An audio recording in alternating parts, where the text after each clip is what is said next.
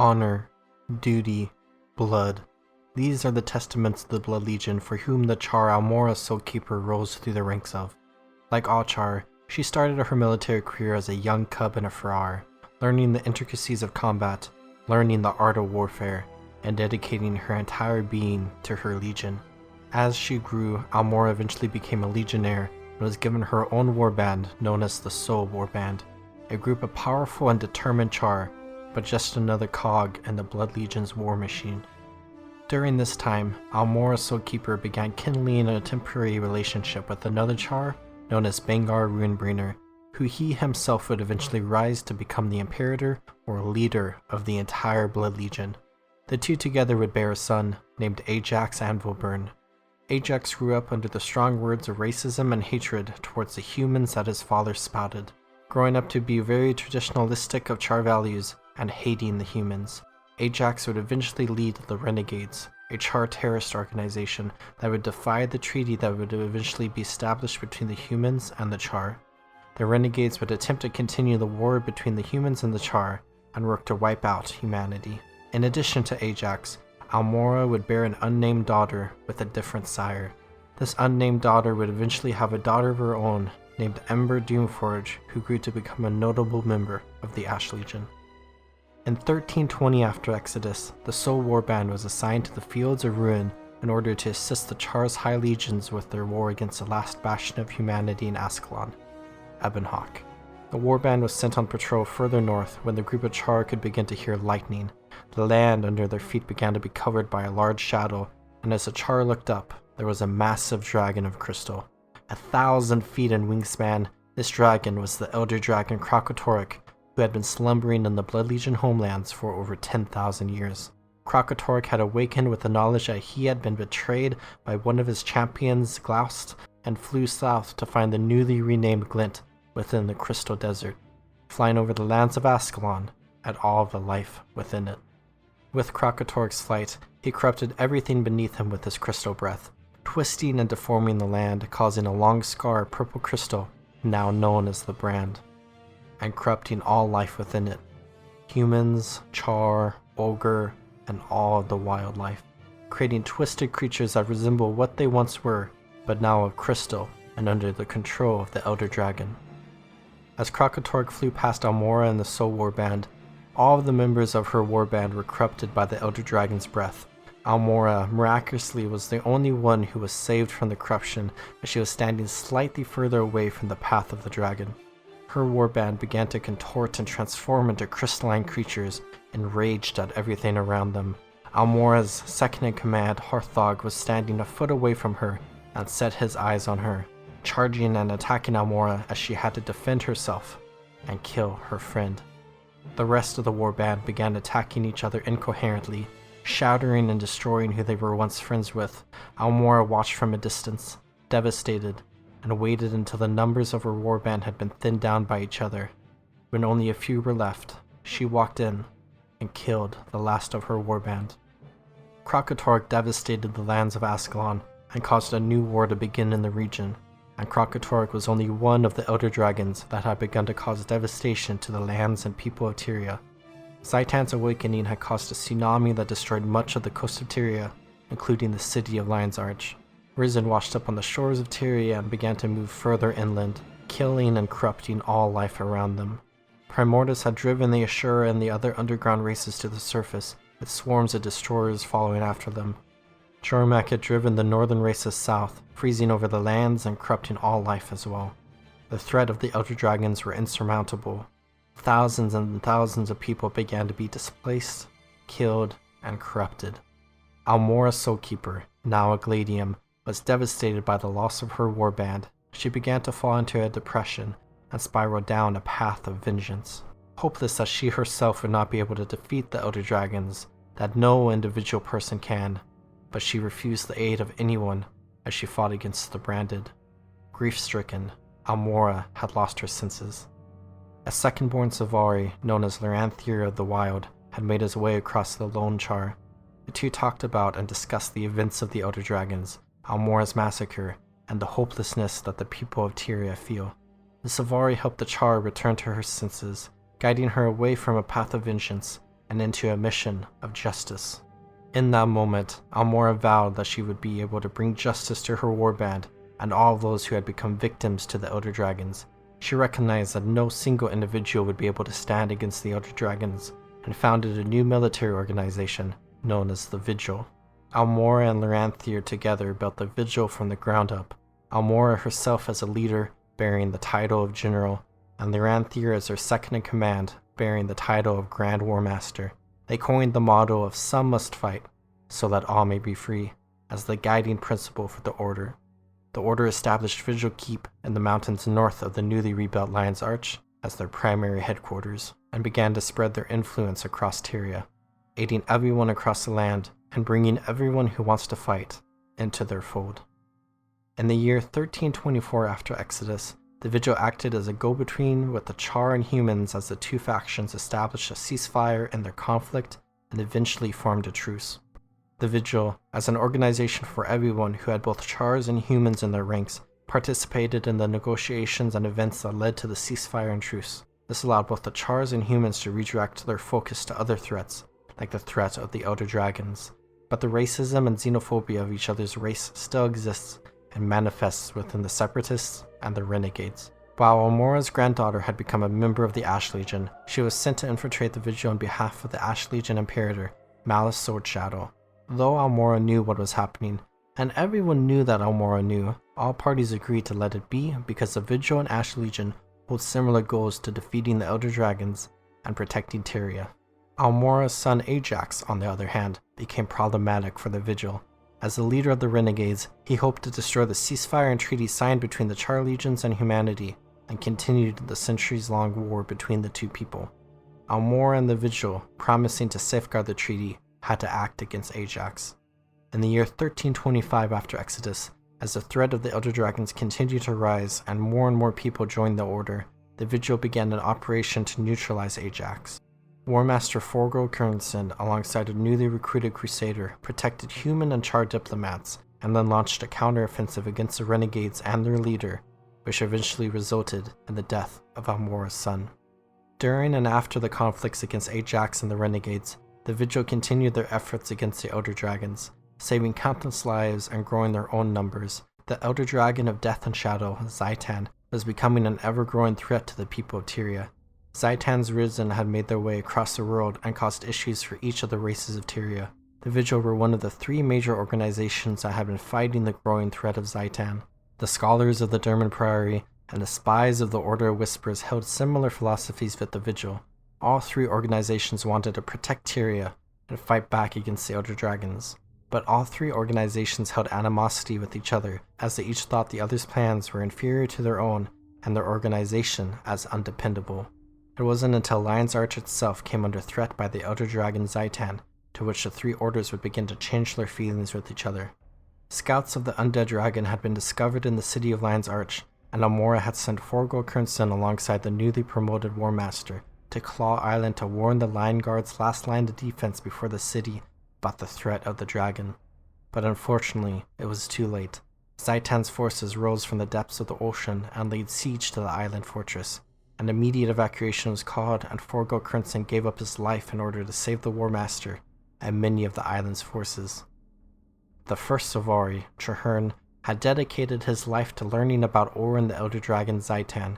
He met with Almorra Soulkeeper, as well as the leaders of the other two orders, to propose an alliance between the three groups, where each order would be able to bring their strengths together and fill the gaps of each other's weaknesses. And as such, the Vigil allied themselves with the Priory and the Order of Whispers, and the new military organization known as the Pact was born. Charr was assigned as the leader of the Pact, being granted the rank of Marshal. Almorra Soulkeeper, alongside the other leaders of the orders, held an important role within the newfound Pact. Together, they would lead a counteroffensive against the forces of Zaitan and retake the captured Claw Island. From there, they would fight back against the Risen, march into the heart of Or, and launch an offensive against the Elder Dragon Zaitan, ending his life and saving Tyria.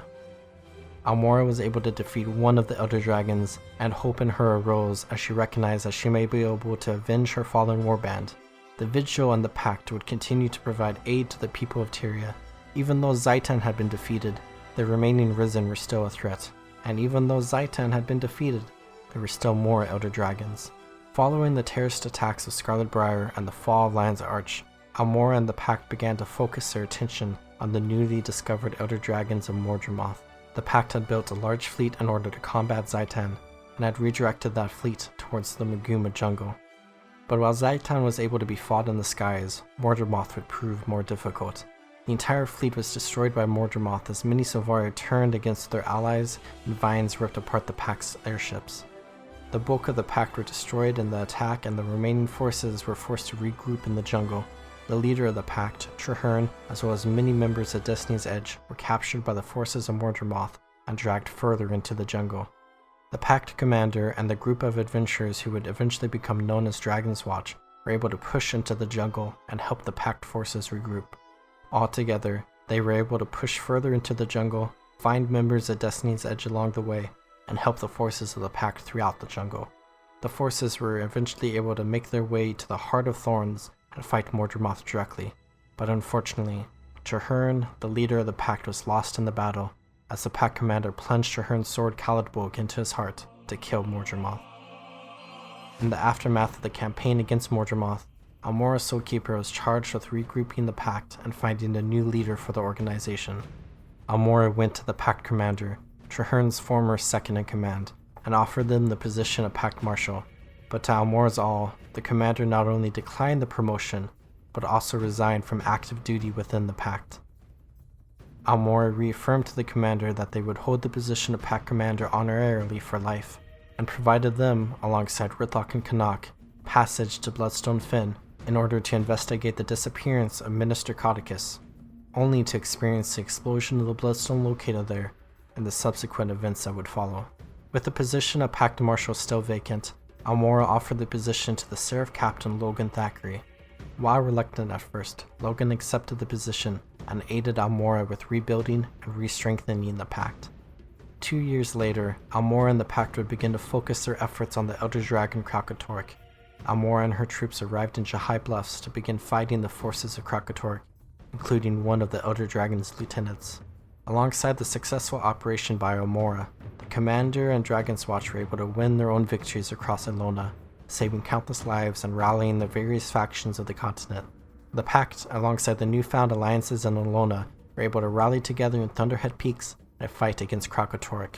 However, the battle there did not go as planned for the allied forces, as Krakatork killed many people and was able to escape, albeit damaged. As Orine and the commander were able to track Krakatork and drive him out of the mists, Almorra was in charge of rallying the forces at the location of which Krakatork would land, at a new location now known as Dragonfall.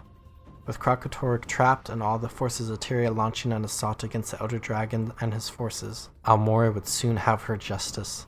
Almorra led the armies on the surface of the landmass to distract the Elder Dragon, while the commander and a few other forces would disrupt the ley lines healing Krakatork and eventually deal the killing blow. Years after Almorra had lost her warband to Krakatork, justice was finally had. Almorra felt a wave of emotions as she finally felt relief and a slight resemblance of peace. But even though her dedication to defeat Krakatork had followed through, she was not done yet. The threat of the Elder Dragons, as well as other evil forces, still existed throughout Tyria, and as such, Almorra got back to work. In the aftermath of the battle, Almorra's second-in-command, Loranthier, wanted a leave of absence from the Vigil to be able to return home to the Grove. Almorra granted Loranthier his break and promoted one of her most trusted war masters, Javi Jorah's daughter, as the new temporary Grand War Master. Almorra and Javi headed north to an all-legion rally that Bengar Runebringer had personally invited Almorra to. Almorra arrived in Grothmar Valley and was welcomed as a hero of the Charr, but was not interested in much of the celebrations. Almorra was more interested in reaching the nearby Vigil outpost of Jorah's Keep to inform the troops stationed there about Krakatork and to receive an update about the dormant Elder Dragon Jormag. As Almorra was leaving the party, she discovered that some of her Vigil troops were roughed up by the Blood Legion, to which Almorra confronted Bengar about it before leaving to the keep. They would have killed him if Brimstone hadn't stepped in. What's going on in there? A difference of opinion. Humans. So fragile. Sometimes we forget. You have a problem with my people, you take it up with me. You don't send your thugs to rough them up. I think you overestimate my influence, Almorra. The Pact commander, Krisha Stonglo, and Rithok Brimstone eventually learned about Bengar's true intentions to rally the 4 legions of the Charr, as well as the renegades together to subdue and control the Elder Dragon Jormag in order to combat the other races of the world.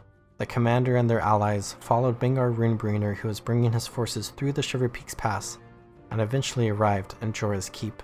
Upon entering the courtyard, the group noticed something was wrong. The area was completely silent. None of the soldiers stationed there could be seen. Upon entering one of the buildings, the commander discovered a pile of dead bodies and learned that the sons of Svanir had entered the keep, slaughtered the soldiers, and captured Almorra and Javi.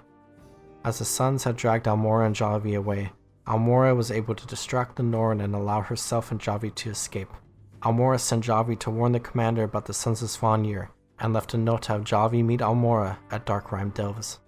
Almorra arrived in Darkrime Delves and defeated the sons of Svanir that were pursuing her.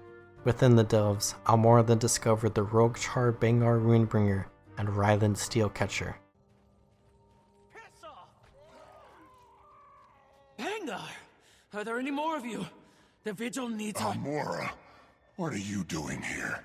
Svanir bastards kidnapped me and Javi. Slaughtered the others. They surrendered to Jormag's whispers.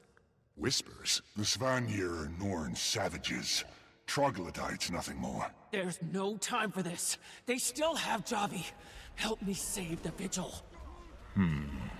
Yeah. Not knowing the same information about them that the Pact commander knew, Almorra teamed up with the other 2 Charr to navigate the Delves together. So many lives lost. All because of Jormag's seduction. Imperator Runebringer has a plan to subdue Jormag. We'll bring the dragon to heel. What did you just say? You heard him. I'm gonna become Jormag's champion. Bend it to my will. That's not possible. There's no time for this. You want us to save your precious Vigil or not? The exit's up there. There's no switch here. I'll find it. The one up here is broken. Useless dwarves. Find another way, Centurion. We'll meet at the exit. Bengar, we need to talk. What is it this time? Bengar and Almorra began fighting with each other as they marched through the twisting halls. What exactly have you been telling him? The truth. Your truth. The Vigil, the Pact. We aren't the enemy. You aren't allies either. Not with that dragon at the commander's disposal. You haven't changed a bit. Always seeing monsters where there are none. At least my eyes are open. The war with the humans nearly killed us off. Funny how you all forget that. You forget what you did to our son. Poisoned his will with your bottomless hate. How many more will die like Ajax? Don't you dare say his name. He sacrificed himself for the Charr, while you were off gallivanting with anyone but. Kiss my hairy ass! This is getting out of hand. I better get over there before they claw each other's eyes out. As Ryland began to catch up to the 2 Charr, Almorra and Bengar began fighting each other. Your plan is insane! The last thing Tyrion needs is another raging Elder Dragon. An Elder Dragon on a leash. My leash! You won't listen to reason. I can't let you do this. Can't let me? You can't stop me! Ryland! She's lost her mind. Stand down, Ryland! I'm sworn to protect my Imperator. Wrong choice. Almorra had been weakened by her conflicts with the Sons of Svanir, but still had some strength inside of her. She knocked Bengar back, and Ryland began to fight the Guardian. The 2 clashed with each other and exchanged comments. You won't win this! I do not yield. Almorra used her powers against Ryland, but was not able to best the young Charr. Ryland knocked Almorra to the ground. You were my fire, my blood. I was nothing to you. The only one you care about is Bengar Runebringer. Everything I've done is for the preservation of the Charr. You'll be the end of the Charr. No reasoning with a Gladium who betrays her own kind. She can't be saved. Make it quick. Is that the smartest move? She's a hero to a lot of Charr. Another son you've lost.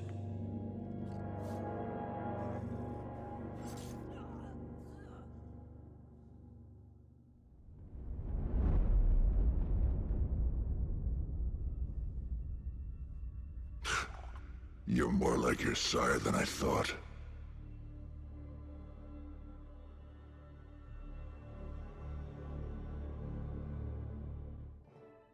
Get rid of the body.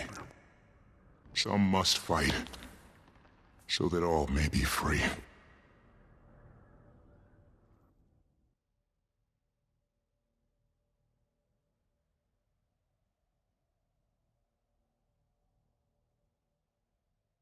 As the Pact commander discovered the body of Almorra and the circumstances of her death, the Vigil and people of Tyria revered her life and began a campaign to bring justice to the fallen leader of the Vigil and end Bengar's life. In the aftermath of the battle in the north, Bengar was imprisoned and Jormag was eventually stopped, but the loss of Almorra shook the very foundations of the Vigil, as a new path must be carved out for them, but a path that still follows the ideal of which Almorra founded the Vigil on. Some must fight, so that all may be free. Thank you for watching this lore and story video about Guild Wars 2. I hope you enjoyed it. If you want to support my channel, feel free to do all that YouTube lingo with liking, commenting, and subscribing. It really helps my channel out a lot. Have a good one, everyone.